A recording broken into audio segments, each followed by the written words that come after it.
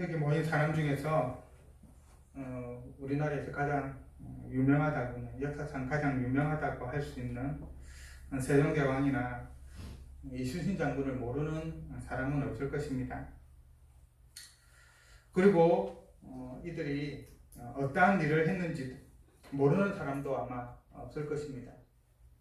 우리는 세종대왕과 이순신 장군이 한 일 때문에 그들을 높이죠.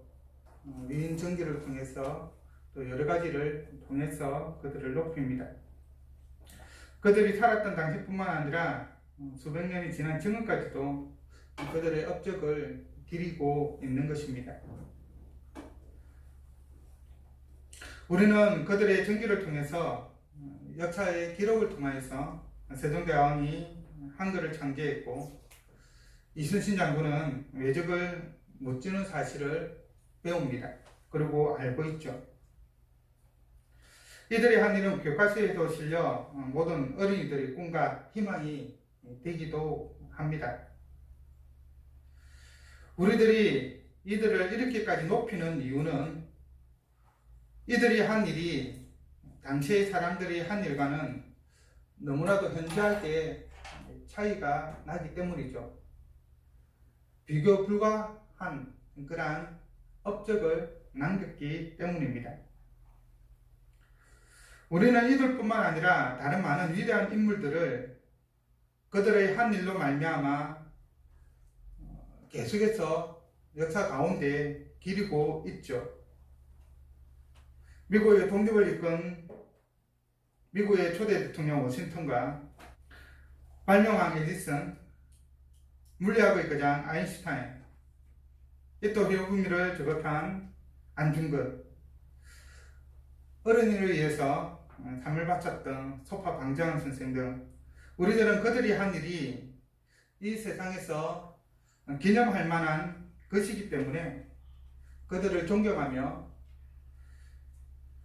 또 많은 사람들이, 많은 어린이들이 또 그들을 롤 모델로 하여서 그들을 닮고자, 그들이 살았던 그러한 삶과 같은 삶을 살고자 노력합니다. 그러나 우리는 이들보다 더 위대한 분을 높이며 기념하며 찬양하며 그가 하신 일을 전해야만 합니다. 바로 그분이 온 세상의 창조주시요 우리의 구원자가 되시며 우리의 아버지가 되신 여호와 하나님이십니다. 삼위일체 하나님이시죠. 그러면 우리는 왜 여호와 하나님을 높여야 하고 찬양해야 하며 또 그가 하신 일들을 전해야 할까요? 그 이유를 오늘 본문을 통해서 함께 살펴보고자 합니다. 오늘 우리가 읽었던 출애굽기 15장 1절과 3절을 포함하고 있는 1절에서 18절의 말씀은 모세의 노래입니다.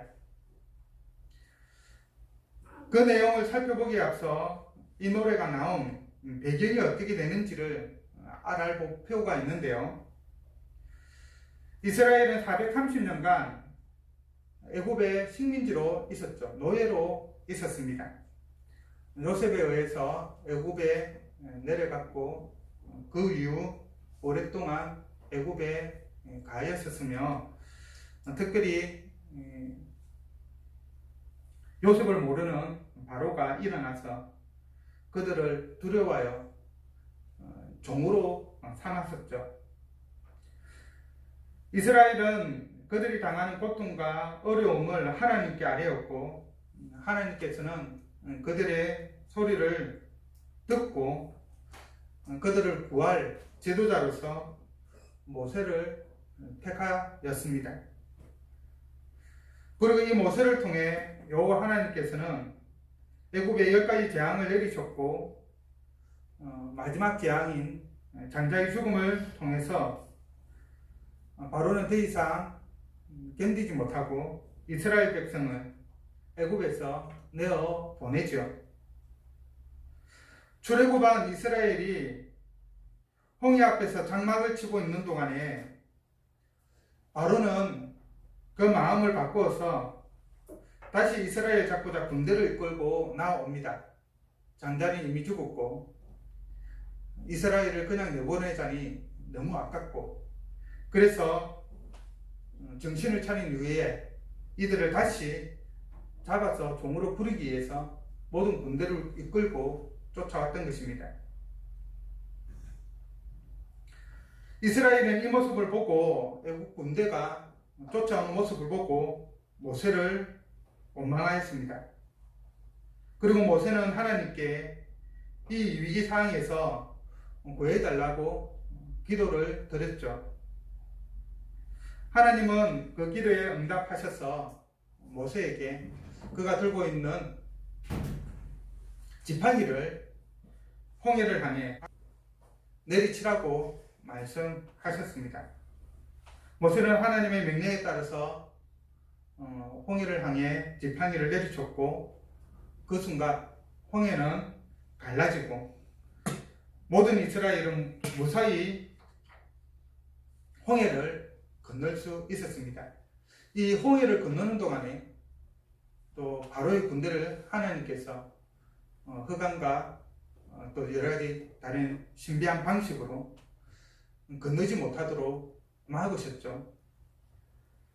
그리고 이스라엘이 다 건넌 이후에 그 흑암을 거두시고 바로의 군대로 하여금 홍해를 건너게 하였습니다. 이스라엘이 건넜으니 자기들도 건널 수 있다라고 생각을 한 것이죠. 그리고 홍해를 건너는 중에 하나님께서 그 갈라진 홍해를 다시 원상태로 돌림으로써 바로의 군대들은 바로 이 홍해의 바다의 수장이 되었습니다. 이와 같이 사면초가의 위기 상황 가운데서 하나님으로부터 구원을 받은 이후 모세는 이 노래로 여호와 하나님을 높이고 찬양하였습니다. 그래서 하나님이 어떤 분인지, 왜 찬양해야 되는지, 그리고 지금 이 순간에 하나님께서 구체적으로 어떠한 일들을 행하셨는지를 노래로 보여주신 것이죠. 그래서 4절 이하에서는 하나님께서 바로와 그의 군대에 어떻게 행하셨는지를 구체적으로 설명을 하고 있습니다. 이에 우리는 모세가 왜 여호와 하나님을 찬양해야 하는지 그 이유를 오늘 말씀을 통해서 1절에서 3절에 나와 있는 말씀을 통해서 살펴보고자 합니다. 첫째는 여호와 하나님은 높고 영화로우시며 말과 그 탄자를 바다에 던지셨기 때문에 여호와 하나님을 찬양해야 합니다.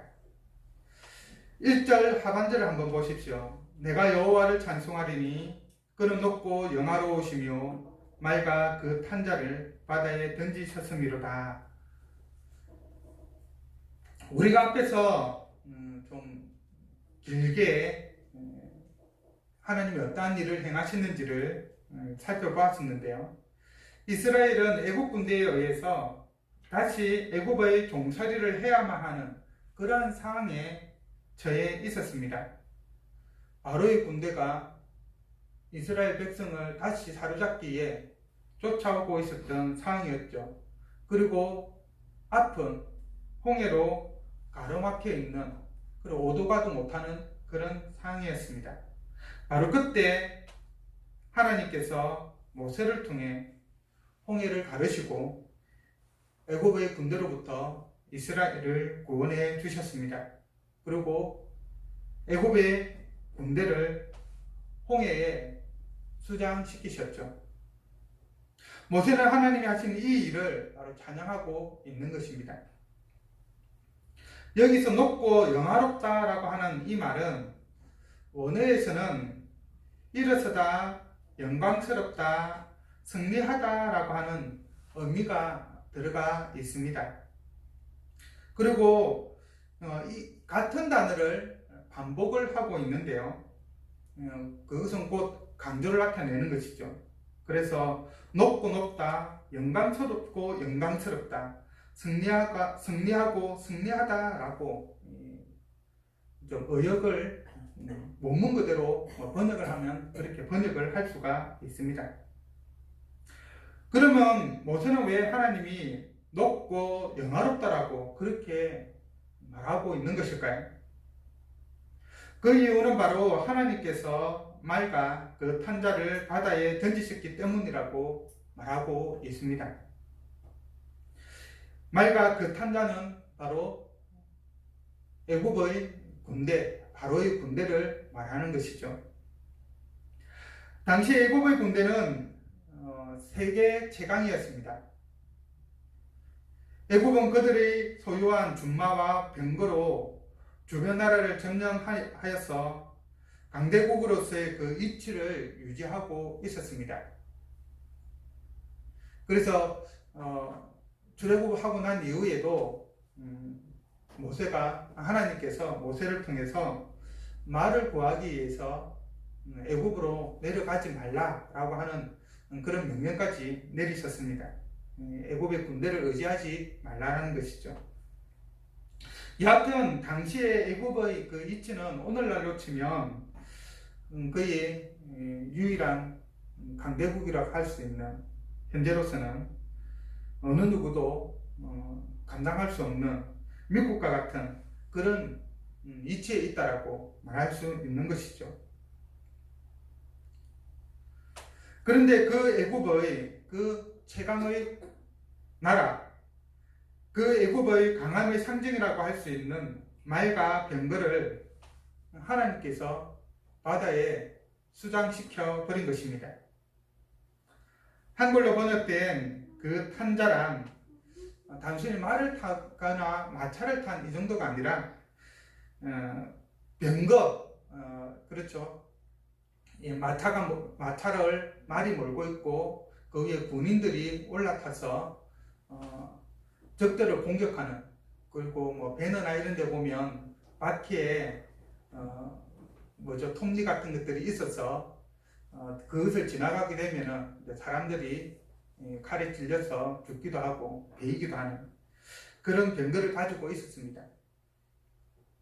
오늘날로 말하면 아주 좀 성능 좋은 탱크나 장갑차를 많이 소유하고 있었던 것입니다. 이스라엘은 아무런 무기도 그리고 싸울 만한 용기도 없었습니다. 종으로 있었기 때문에 변변한 무기도 없었을 뿐만 아니라 제대로 된 군사훈련도 받을 수 없었겠죠. 그러니 당연히 잘 훈련된 그리고 훌륭한 무기를 가지고 있는 그 군대 앞에 감히 싸울 마음은 전혀 없었습니다. 하지만 하나님께서 그들을 대신하여 싸우셔서 애굽의 군대를 바다에 수장시켜서 승리하신 것입니다. 하나님께서 이렇게 하신 것은 애굽과 모든 나라들로 여호와만이 하나님이심을 보이기 위함이었습니다. 애굽에 있는 여러 신들이 하나님이 아니라 바로 지금 이스라엘의 하나님이, 이스라엘의 여호와 하나님이 유일한 하나님이심을, 살아계신 신임을 보이기 위해서 그 일을 하신 것이죠. 그리고 그 현재만 아니라 미래에 이 일을 듣는 모든 사람들로 하여금 하나님이 살아계신 분이다, 여호와 하나님 말이 참 하나님이다 라고 하는 것을 나타내기 위해서 이 일을 행하신 것입니다. 더불어서 그 당시 이제 출애굽하여서 약속의 땅인 가나안 땅으로 나아가는 이스라엘 백성에게 하나님을 경외하고 믿게 하기 위해서입니다. 오랫동안 애굽에서 생활을 하면서 그리고 바로의 핍박을 받는 그 가운데 하나님에 대한 신앙이 많이 약해져 있는 그 가운데 하나님을 향한 믿음을 깨우치기 위해서 하나님께서 주권적으로 이 일을 행하신 것이죠. 그러면 오늘날 우리의 적은 누구일까요? 오늘날 우리의 앞길을 막고 자기 종으로 삼으려고 하는 자는 누구일까요? 모빈 캐리라고 하는 신학자가 있는데, 이 모빈 캐리라고 하는 신학자는 말과 그 탄자를 하나님을 대적하는 인간 군대의 힘을 상징한다고 보았습니다. 하나님을 대적하는 자가 바로 말과 그 탄자다라고 적용을 한 것입니다. 그리고 그 중점에는 마귀, 곧 사탄이 있다라고 보았습니다. 하나님의 가장 큰 대적인 것이죠. 이 땅에서 하나님을 대적하는 것은 무엇이 있을까요? 그것은 하나님을 부정하는 모든 것이라고 할 수 있을 것입니다. 하나님을 부정하는 철학 사상, 문화, 정치, 경제 등 그 모든 것이 어떻게 보면 하나님이 대적이 될 수가 있는 것이죠. 어떤 중립적인 것이라고 할 수가 있는데, 하나님을 부정하는 순간 그 모든 것들은 하나님의 대적으로 돌아서게 되는 것입니다. 바로 그것이 우리의 적인 것이죠. 이러한 적을 무찌를 수 있는 분은 오직 한 분, 여호와 하나님 한 분뿐입니다. 하나님은 우리 주 예수 그리스도를 통해서 이길 힘을 주시고 성령 하나님을 통해서 승리케 해 주십니다. 그래서 에베소서에서 바울은 마귀의 모든 계계를 대적하기 위해 하나님의 전신갑주를 취하라 라고 말하고 있는 것이죠. 우리의 힘으로는 하나님을 대적하는 것들과 싸워서 이길 수 없기 때문에 하나님을 의지하고 나아가라 라고 말하고 있는 것입니다. 우리의 힘으로는 이길 수가 없습니다. 승리를 주시는 분은 오직 한 분, 여호와이십니다. 바로 이 여호와 하나님을 의지함으로 우리를 넘어뜨리고 다시 우리를 종으로 과거의 죄의 종된 미끈한 신분으로 돌이키려고 하는 그러한 삶에서 승리하면서 살아가기를 바랍니다. 두 번째, 모세는 여호와를 찬양해야 하는 이유로 여호와는 나의 힘이요 노래시며 구원이시며 나의 하나님이시기 때문에 찬양해야 한다라고 말합니다. 이스라엘 백성이 애굽의 군대로부터 구원을 받은 것은 앞에도 말씀드렸지만 그들의 힘 때문이 아니라 바로 여호와 하나님의 능력으로 말미암는 것이었습니다. 이스라엘 백성이 한 것이라고는 아무것도 없는 것이죠. 모든 것을 하나님이 하셨습니다. 그래서 모세는 여호와는 나의 힘이다 라고 고백하고 있는 것입니다. 아버지와 함께 있는 어린아이는 두려움 가운데 있어도 담대히 있을 수가 있죠. 한 번씩 초아를 유치원에 데려다 주면서 계단을 내려오다가 초아가 좀 뛰어내리기를 원합니다. 한 계단의 3-4칸 위에서 혼자서는 뛰어내리지 못해요. 손을 잡고 있으면 아주 과감하게 뛰어내립니다. 어떨 때는 3번째 칸에서, 어떨 때는 조금 더 높은 5째 칸에서. 그렇게 뛰어내릴 수 있는 것은 초아가 용감해서가 아니라 제가 옆에서 초아의 손을 잡아주고 있기 때문에, 뛰어내리도 다치지 않는다라는 그런 확신을 가지고 있기 때문에 뛰어내리는 것이죠. 마찬가지입니다. 여호와는 우리의 힘이 되십니다.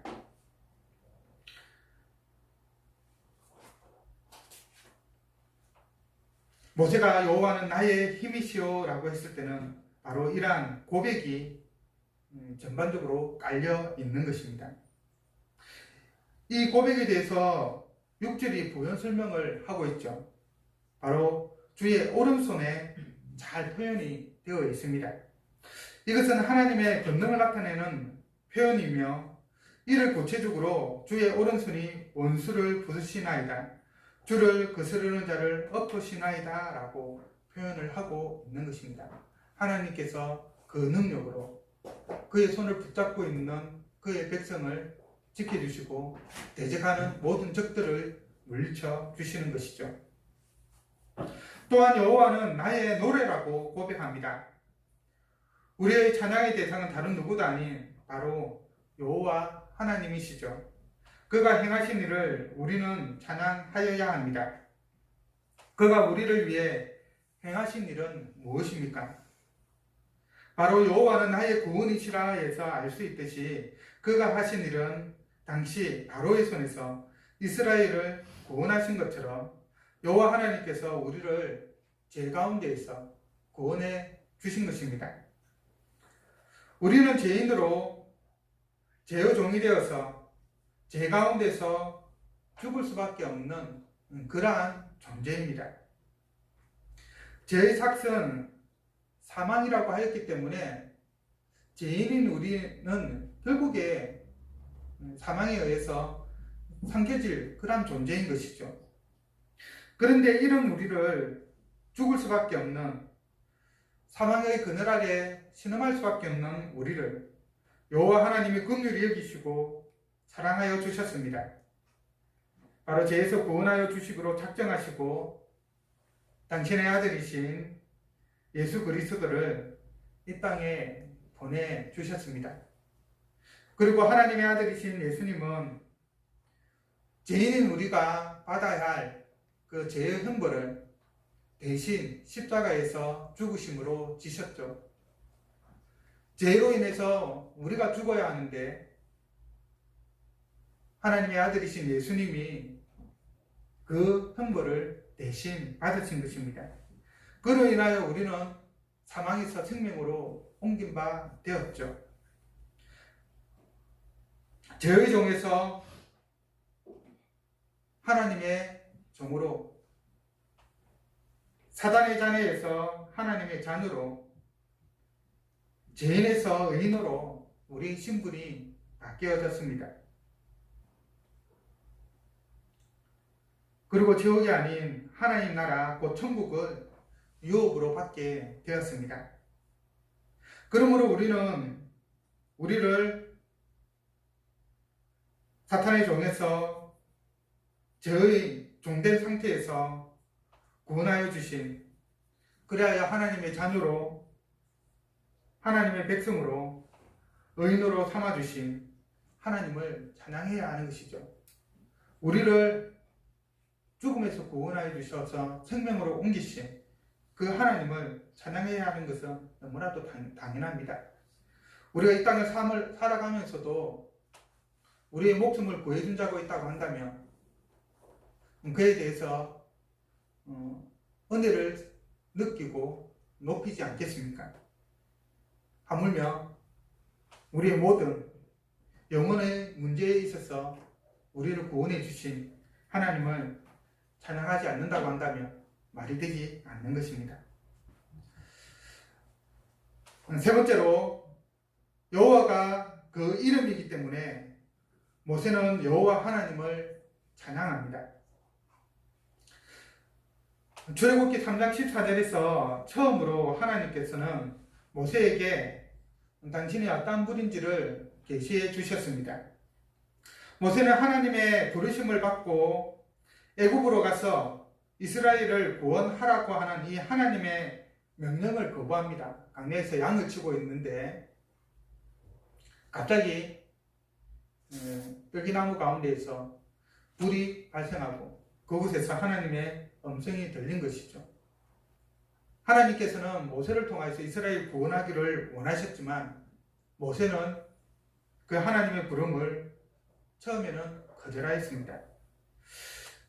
그런 과정 가운데에서 모세가 하나님께 말을 하는 것이죠. 나름 자신을 할 수 없다라고 하는 그 핑계거리로 하나님께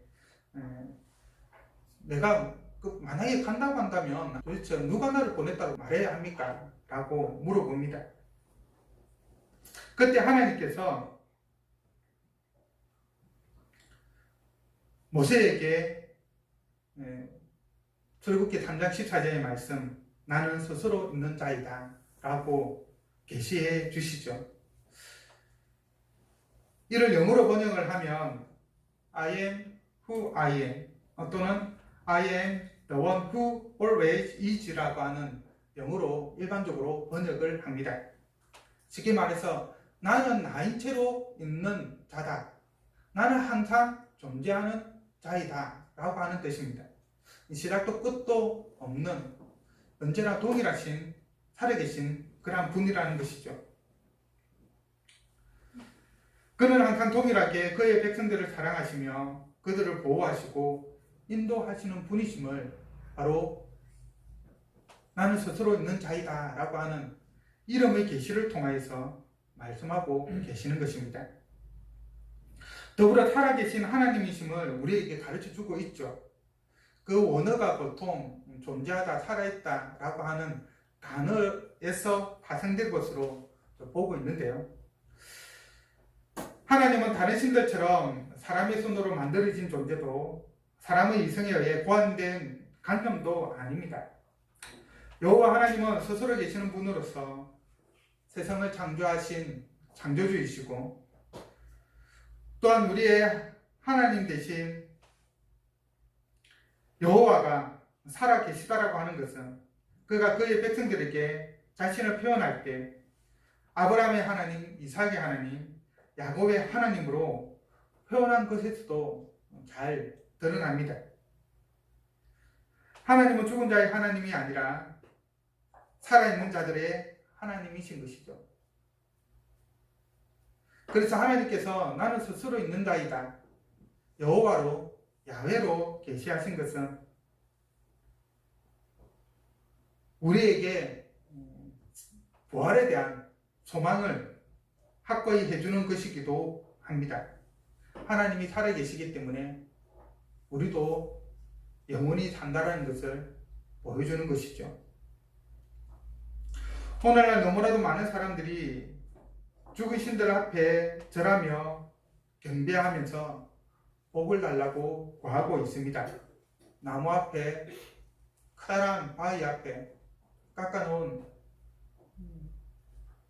동상 앞에 복을 달라고 자신의 소원들을 구하죠. 그러나 그 앞에 구한다고 해서 그들이 그것을 들어주지는 않습니다. 세상 사람들은 그런다 할지라도 믿는 우리는 오직 우리 가운데 살아계셔서 역사하시는 하나님만을 섬겨야 합니다. 왜냐하면 그는 여호와 우리의 하나님이시기 때문이죠. 이 노래의 주제와 대상은 여호와 하나님이십니다. 과연 우리는 하나님의 무엇을 찬양하고 있습니까? 우리가 주일날 이렇게 왔을 때, 찬양을 할 때 하나님을 찬양하는데 무슨 생각을 가지고 하나님을 찬양하고 있느냐는 것입니다. 어떤 이유로 하나님을 찬양하고 있느냐 하는 것입니다. 우리의 찬양의 이유는 하나님께서 우리의 대적을 이기셨기 때문이요, 우리를 죄 가운데서 구속하사 영생을 선물로 주셨기 때문이며, 그 이름이 여호와 영원전부터 계시며 항상 동일하신 하나님이시기 때문이어야 합니다.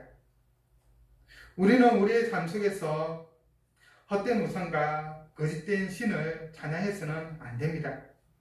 우리는 하나님이 우리에게 부와 명예와 권력과 기타 여러 가지를 우리에게 주셨기 때문에, 우리가 원하는 바, 우리의 욕망을 채워주셨기 때문에 찬양할 것이 아니라 바로 그가 우리의 대적을 이기셨기에 그가 우리의 힘이며 노래며 구원이시기 때문에, 또한 그의 이름이 여호와이시기 때문에 우리의 하나님이신 여호와를 찬양해야 하는 것입니다. give and take 같은 그런 개념으로 하나님을 찬양해서는 안 되는 것입니다. 하나님의 구원을 받은 하나님의 백성이요, 하나님의 자녀로서 우리의 영원한 왕이 되시고 우리의 영원한 아버지 되신 살아계신 하나님을 영원히 찬양하는 우리 모두가 되기를 간절히 바랍니다.